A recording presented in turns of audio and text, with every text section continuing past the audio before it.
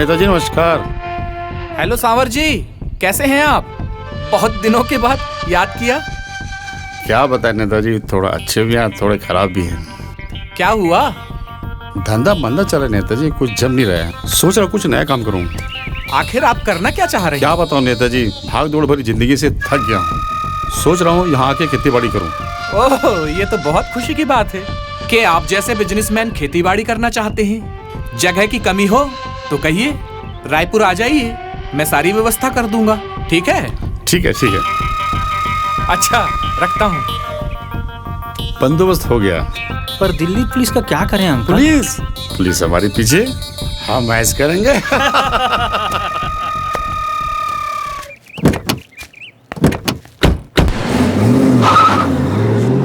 नमस्कार नेताजी। नमस्कार नमस्कार, बैठिए। नमस्ते अंकल। नमस्कार नमस्कार। बैठो विक्की। नहीं ठीक है। अरे झूलन, चाय वाय लाओ भाई। अरे नहीं, चाय वगैरह लीजिए। और मैं आपकी क्या खातिरदारी कर सकता हूँ सावर साहब? आपसे वो फोन में बात हुई थी। हाँ, वो आप खेती बाड़ी के बारे में बात करना चाहते थे ना?